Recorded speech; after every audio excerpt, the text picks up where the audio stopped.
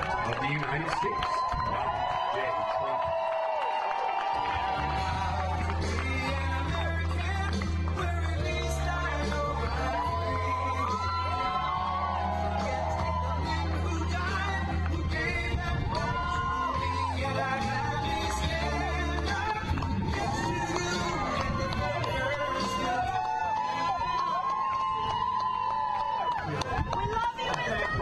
Everybody, we appreciate it. We I love you too. And we wanted to make this stop. We came a little bit out of our way, and I said we're going to come here. We're going to talk about that horrible scene that we witnessed not so long ago, where there was a lack of law and order and people that have no clue what's happening, right?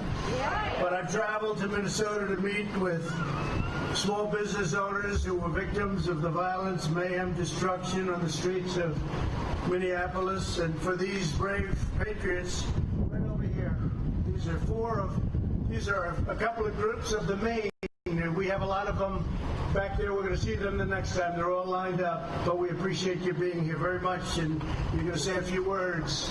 And really, I say words of strength and words of encouragement, because what they've been through is incredible. But for these brave patriots, all they wanted was to live the American dream. That's all they wanted, to start a business and a family, to give back to the community that they call home and that they love. The fact is, they love our country, and our country loves them, and we want to show them about that. And that's why I came, and that's why I stopped, and that's why we're here to see all of you, but to be represented really by these incredible people. So thank you for all you've done. While the city's liberal mayor refused to defend its citizens, which was incredible, their lives were destroyed. While the leadership of the Democrat Party cheered, their dreams were burned to the ground. We all witnessed it. We all saw it very vividly on television or wherever. This is the difference between us and Joe Biden, Mayor Jacob Fry, and Governor Tim Walz. Weakness is also the currency of your liberal Senator Tina Smith.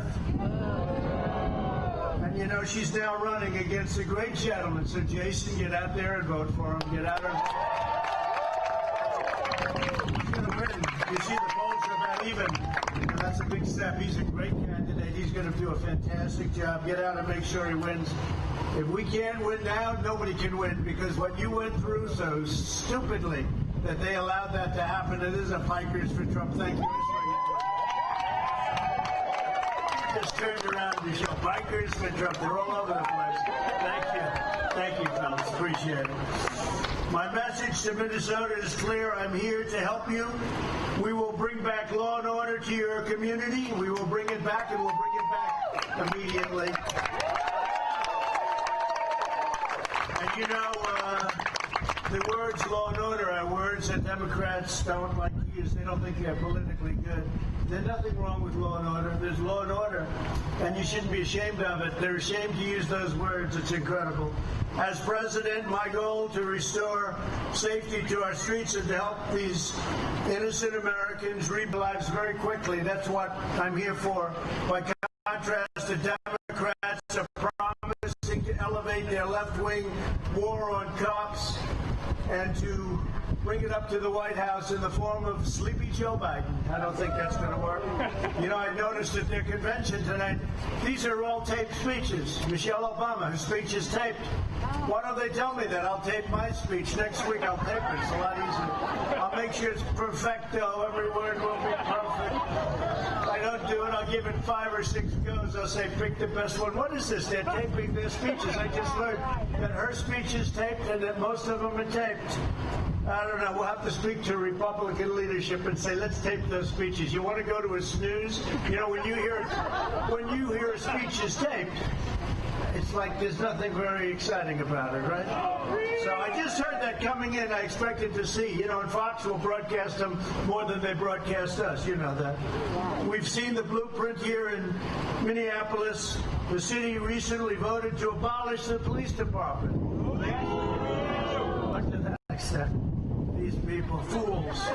And to take away your The Second Amendment, they will be taking away your Second Amendment if they win, if Biden wins, as sure as you're standing, and he'll have nothing to do with it. He'll say, what is the Second Amendment? Would you explain that to me? That means they're going to take away your guns, and as sure as you're standing here today, if they win, and that's what's going to happen. Remember this, I am the only thing standing in the way of your Second Amendment. It's going to be either taken away or obliterated. And by the way, many other things, like we lower taxes, and like we lower regulations, and like we build a strong military, and we take care of our vets. We have veterans' choice, veterans' accountability, and all things that nobody thought was going to be happening. After the riots in Minneapolis, Kamala Harris, you know her? She's the one who finished so badly that she was embarrassed. She ran out of town. And then they said, we're going to choose you for vice president. I mean, she finished so badly. She started off strong, day one. After that, everyone really understood her, understood what she represents and who she represents. And she went down like a rock in water.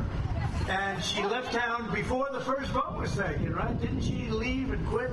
And also, there was nobody that was meaner and said horrible things about Vice President Biden than Kamala, even worse than Pocahontas, right? She was nastier and meaner and more vicious than Pocahontas. So now you have Kamala, who's very strong anti-fracking. In other words, your energy bills are going to go through the roof. They're going to love her in Texas. They're going to love her in Ohio and Pennsylvania. We're against fracking. Well, that's the end of those. I said before, George Washington could be running for office. If he's anti-fracking, anti-guns, and anti-religion, he's going to have a hard time. He's going to have a hard time in your state, too, because you feel the same way we do. But Kamala Harris encouraged Americans to donate to the so-called Minnesota Freedom Fund. You know what that is? Which bailed out the rioters, looters, assaulters, and anarchists. And Biden's staff did the same thing. They donated a lot of their money to get them out of jail so that everyone was right back on the streets. Think of that. This is what is running for office. This is what we're competing against. And the primary competitor, Joe, he's in his basement. He just doesn't come out. They don't ask him questions. I said, I wish somebody, they asked him a couple about 2 months ago. It was like, hey, hi, are you enjoying your run? Yes. Oh, okay, good. That was the question. Are you enjoying it? They don't ask me those questions. I have people, their fire coming out of their eyes. But their sympathies lie with lawbreakers and with criminals. My heart is with law-abiding, hard-working Americans like these people. And my heart's also with the great men and women of law enforcement. KB Bell is a firefighter with Brooklyn Center Fire Department and a brave guy, and his people just love him. With his wife, Twana, they have 4 children. He devoted his life savings to building a sports bar and fought so hard to get it built. He was so proud of it. It was up. It was successful. He was so proud. On May 27th, that dream was viciously demolished by rioters and vandals. KB and Twana, please come up and say a few words, please.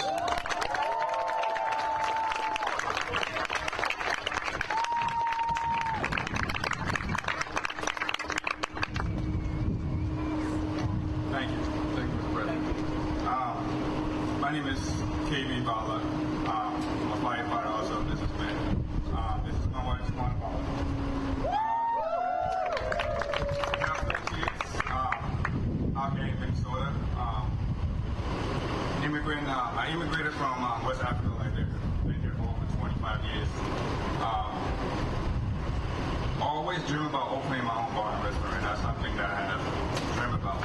So my wife and I worked so hard, saved up to have our dream come true. So it was a blessing that we could finally, get to see that, But due to the rioting that happened in the city, our bar was burned down, and we got to start over, But there's a silver lining to the little story that they're working together. Everybody, there was a lot of support.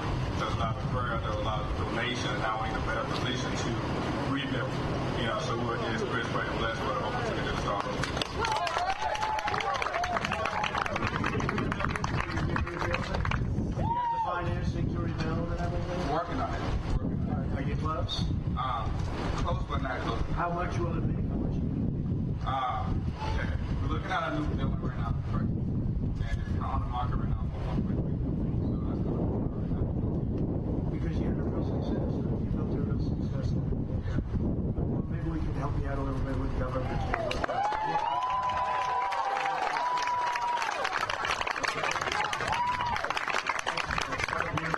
Thank you. Thank you both very much.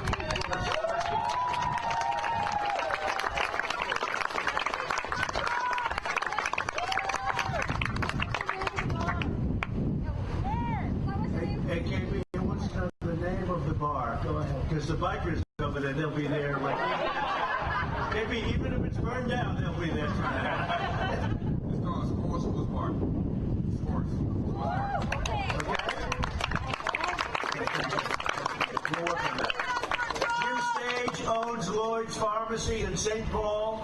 A lot of people know Lloyd's, which has operated in the same building for more than 100 years until it was set ablaze and burned by the anarchists. They're anarchists. Everyone says, oh, don't use that term.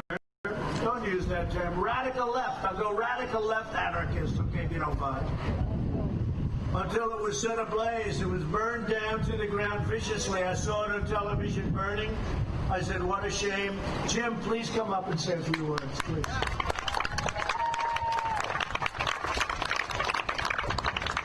Thank you, Mr. President. My name is Jim Stage. I grew up in the Midway area of St. Paul. I grew up going to Lloyd's Pharmacy as a kid, became a pharmacist, and purchased the pharmacy in 2014. As Mr. President said, on the night of May 28th, my pharmacy was looted for 5 hours, and then it was burned to the ground that evening. We do plan to rebuild in the same location. We hope to open up the spring of 2021. Since the building was destroyed, because we were a pharmacy, we had to triage the patients out of another location, Setzer Pharmacy in Roseville. In the meantime, we built a satellite location pharmacy, and we got that up running 6 weeks, and we are servicing the Midway area of St. Paul right now out of that location.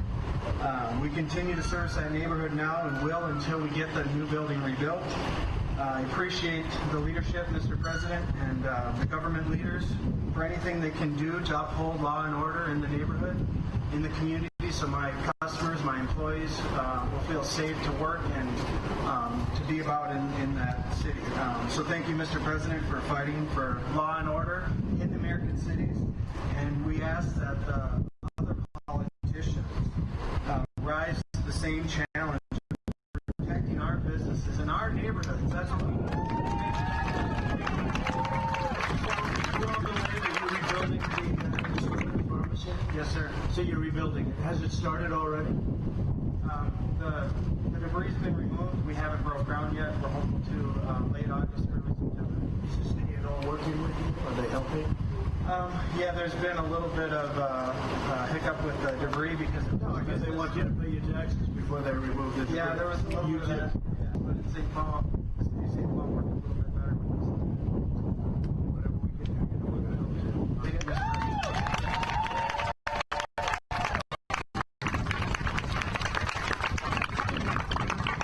Jamarcus Berger's auto repair shop was looted, burned, and completely destroyed. Then the city of Minneapolis told him he had to pay property taxes before they would clear away the rubble. Same thing, Jim, right? Same thing as you. Jamarcus, if you could come up and say a few words as to what you're going to be doing, and we'll see if we can help too.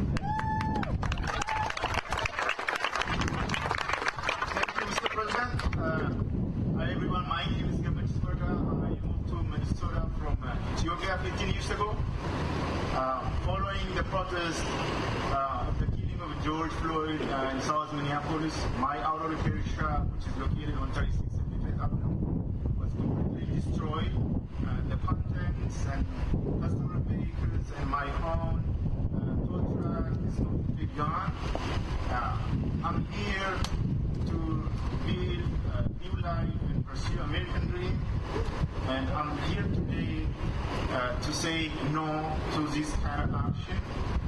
Nobody should not be through this, and this should not be happen to anyone. And when there is a law in order. So thank you, Mr. President, for being here for us and for the others. Thank you very much. Thank you.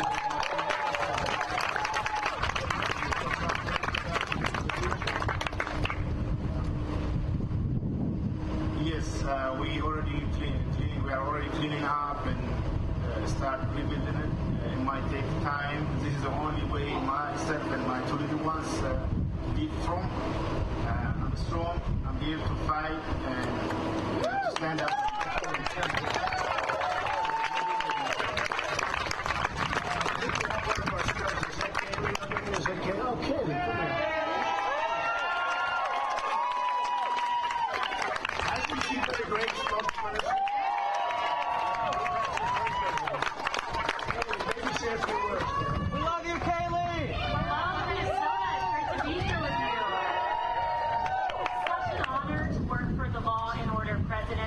When Democrats have not taken action, children have to die in their streets.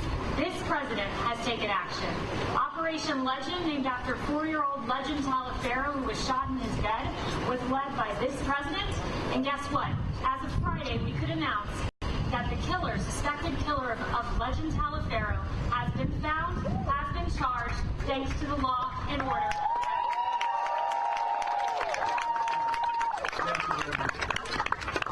John Wolf owns the Chicago liquor store. It's called Lake Liquor, and he had a tremendous business which has been on the same corner, John, I think since 1972, right? 1972. His business was looted and set on fire, causing over $1 million in damage. John, please come up, tell us what happened and what we're going to do about it. Thank you, John. Please.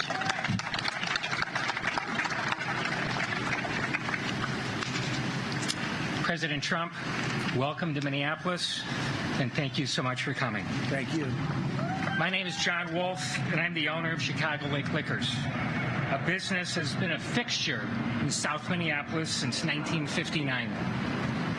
In the early morning of May 28th, my business was broken into. I called 911 over 10 times without any response, all while watching looters damage my building and haul away product. The feeling of helplessness I had, knowing that no one was coming, is indescribable. I faced 3 nights of looting, 6 fires, 3 feet of standing water, over $1 million worth of stolen and damaged product. There's nothing more important for elected officials than providing safety to residents and businesses. Without that, nothing else works. We are currently experiencing real problems that have real consequences, and we need real leaders that make tough decisions. Politicians can't bury their heads and hope these issues go away. They won't. This isn't a social studies experiment. This is real life with real people. Action should have consequences. Has anyone been arrested for all this looting? The answer is no. Without consequences, people feel emboldened to do as they want. What we need is law and order.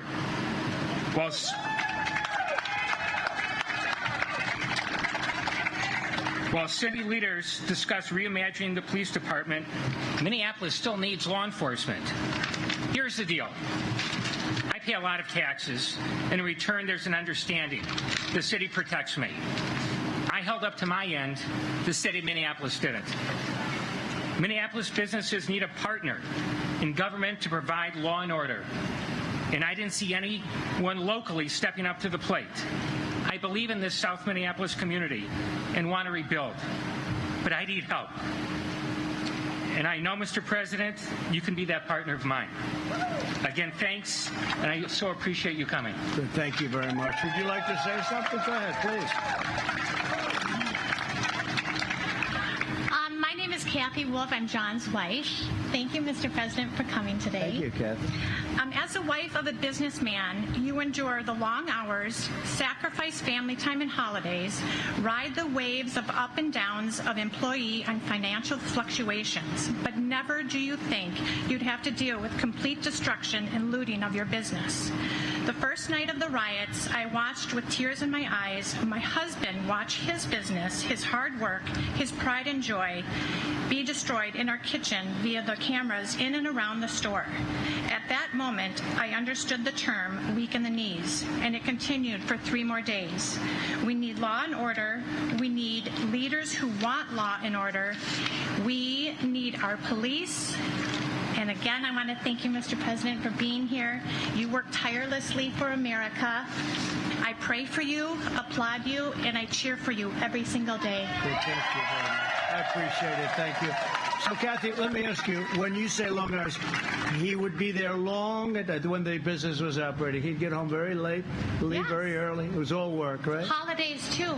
And then one day he saw these, what would you want to call them? Let's be nice. Let's be nice. Criminals. Anarchists. Yeah, criminals.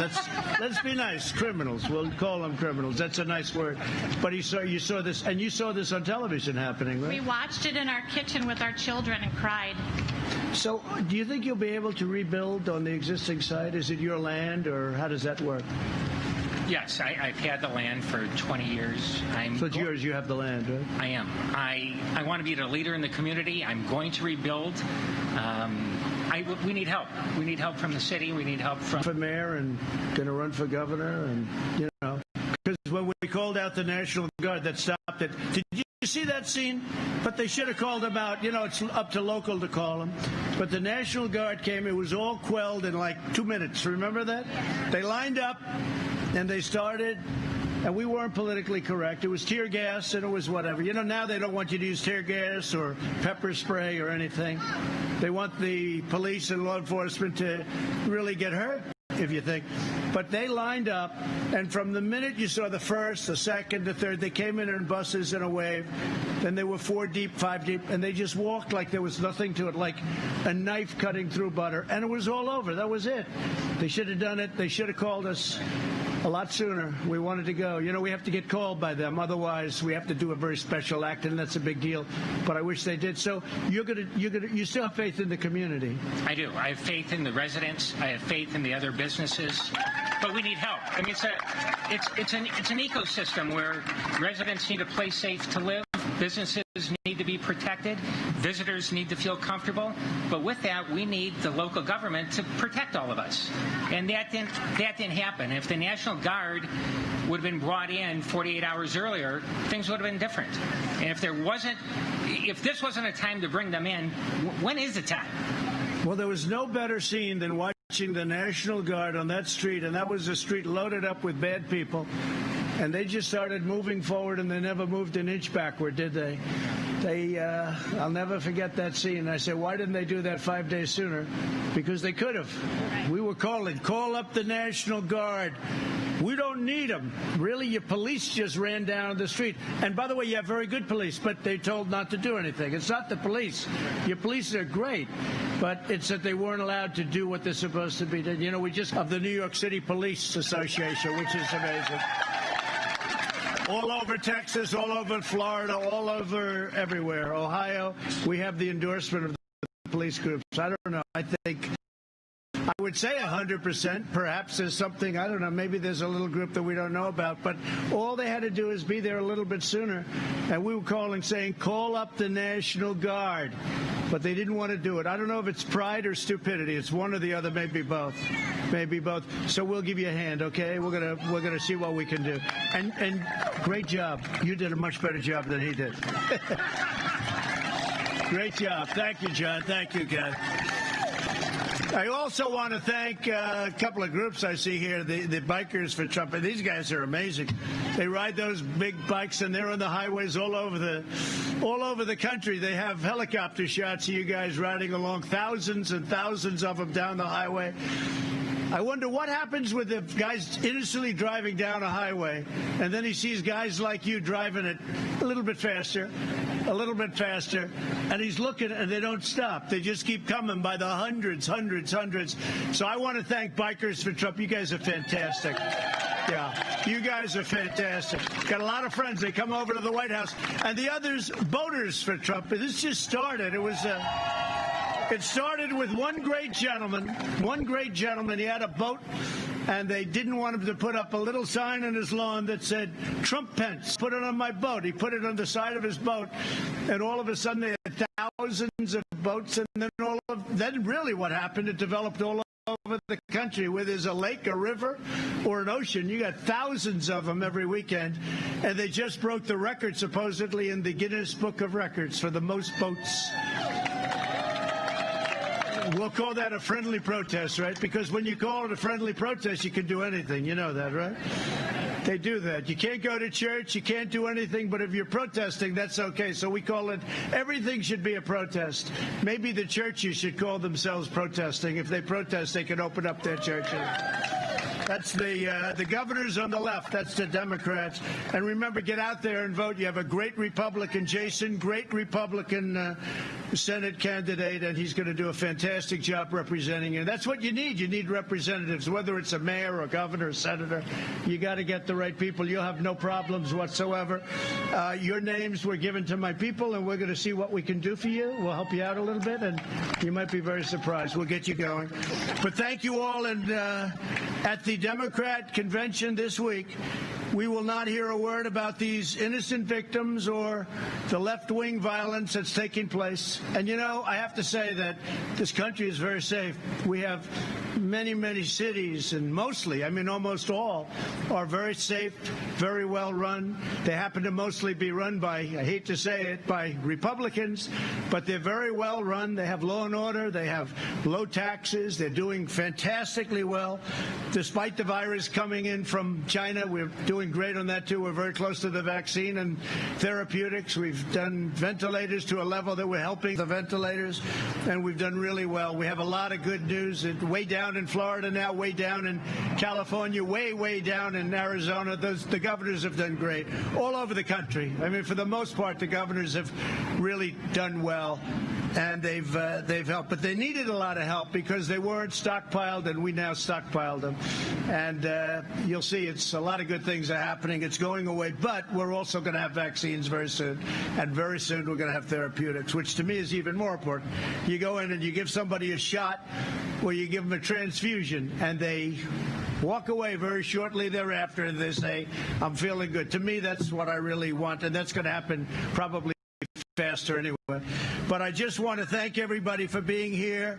While I'm president, I will fight for a future for every American city. And again, most of these are really incredible, safe, beautifully well-run cities.